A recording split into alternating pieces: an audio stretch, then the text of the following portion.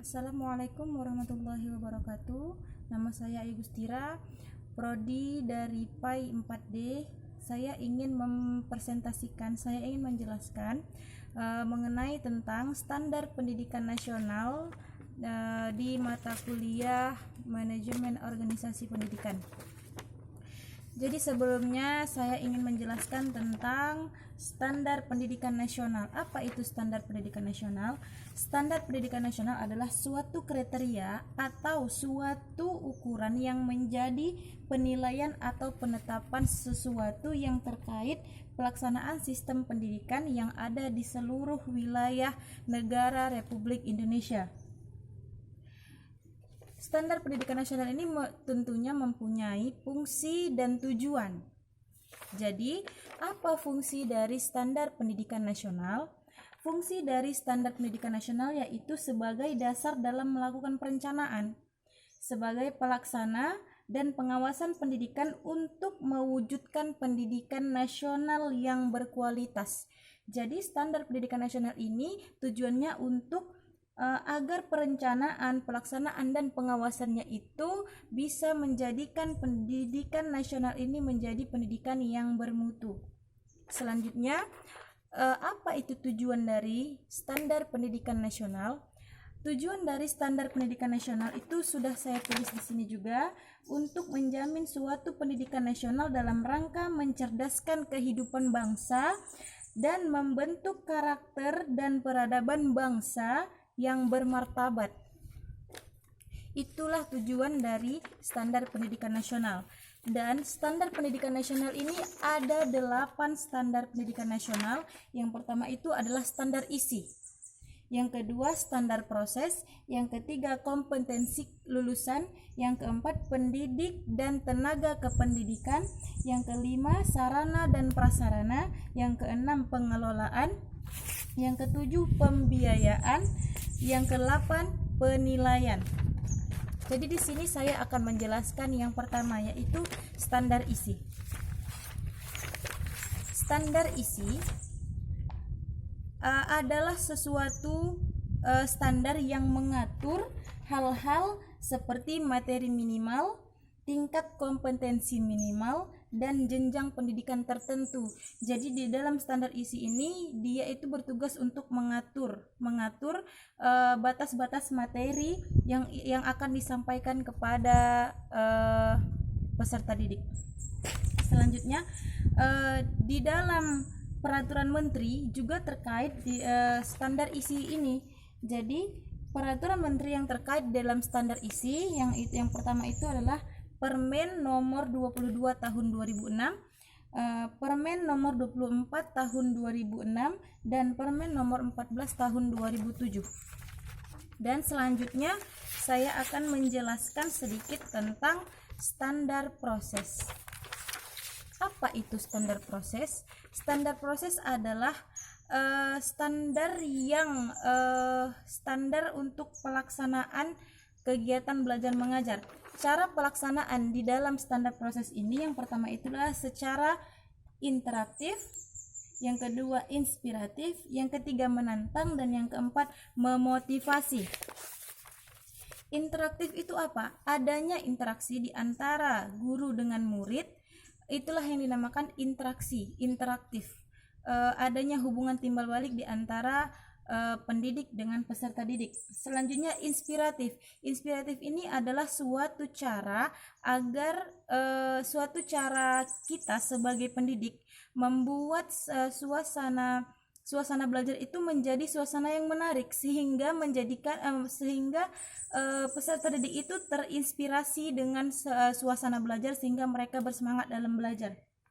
Selanjutnya itu adalah menantang.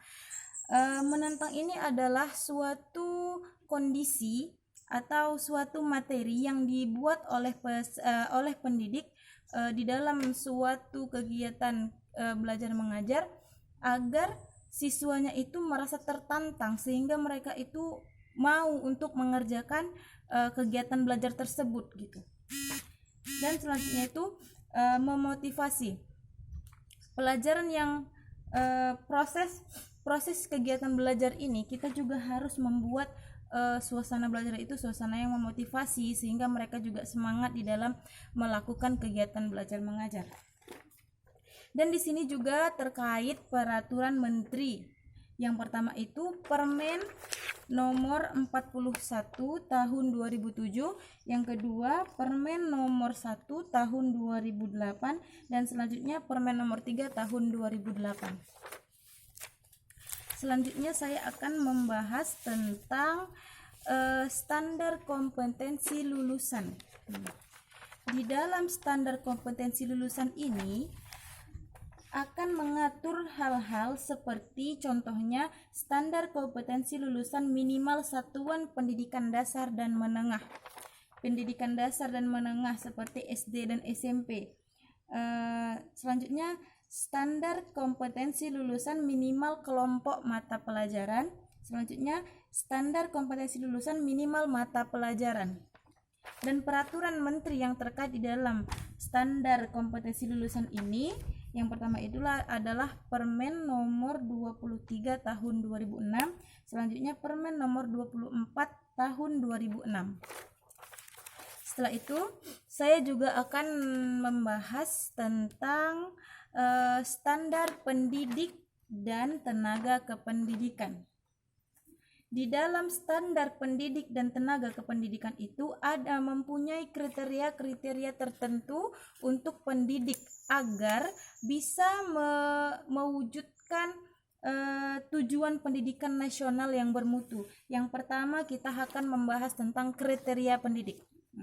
Di sini saya telah menuliskan kriteria pendidik itu ada 3.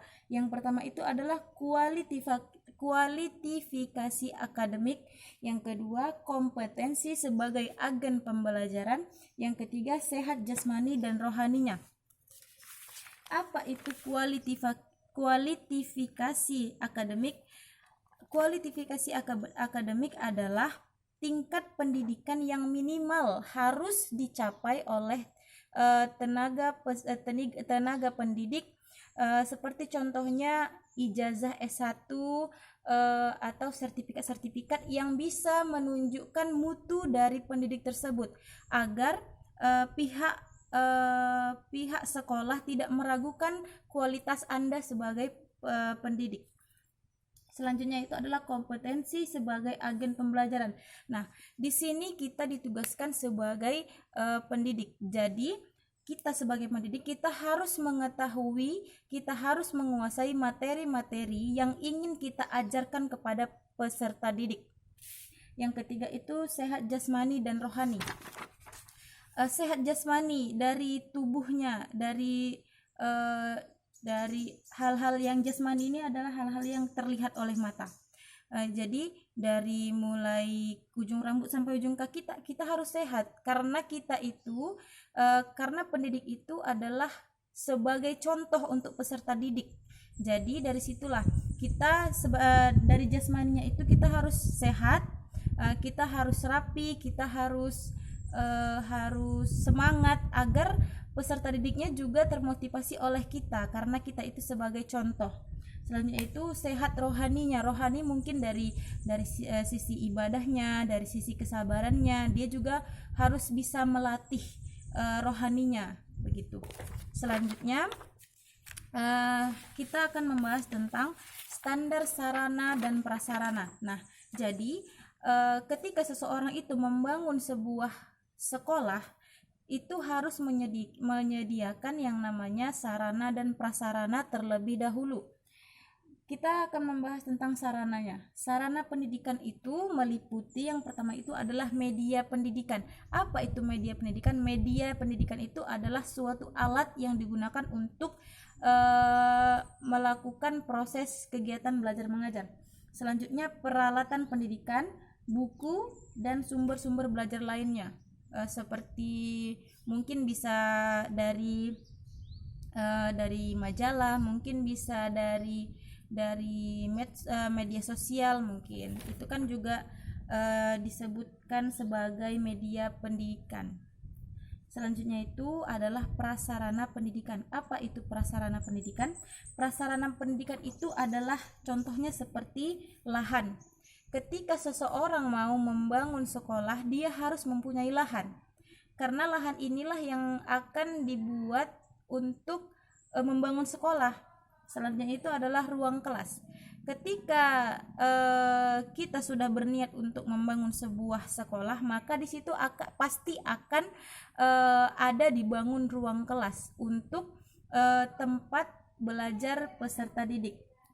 Selanjutnya itu adalah ruang pendidik atau kantor pendidik ya, kantor guru. Itu udah pasti ada, setiap sekolah pasti sudah ada kantor guru.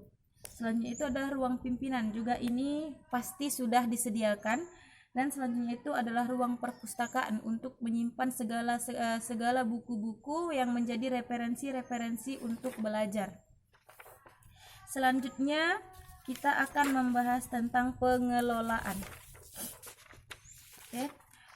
Di sini di standar pengelolaan itu terbagi menjadi 3. Yang pertama itu standar pengelolaan melalui satuan pendidikan. Yang kedua, standar pengelolaan melalui pemerintah daerah. Yang ketiga, standar pengelolaan melalui pemerintah. Dan peraturan menteri yang terkait di dalam standar pengelolaan ini adalah Permen nomor 19 tahun 2007. Selanjutnya saya akan membahas tentang pembiayaan. Jadi ketika semua standar itu sudah tersusun, sudah dilakukan, maka di sini selanjutnya kita akan membahas tentang pembiayaan. Standar pembiayaan pendidikan itu ada tiga bagian. Yang pertama itu standar pendidikan pembiayaan seperti investasi. Apa itu investasi?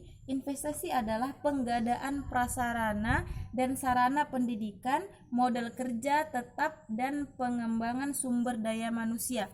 Jadi dari investasilah pemilik sekolah tersebut atau pengelola sekolah tersebut bisa menggandakan sarana prasarana, bisa menjadikan modal kerja tetapnya, bisa juga menjadikan investasi tersebut sebagai pengembangan sumber daya manusia. Selanjutnya itu adalah standar pembiayaan pendidikan melalui operasi. Apa ini maksud dengan operasi? Operasi itu adalah seperti gaji pendidik. Nah, jadi ketika pengelola sekolah itu ingin menggaji tenaga pendidik itu melalui pembiayaan operasi.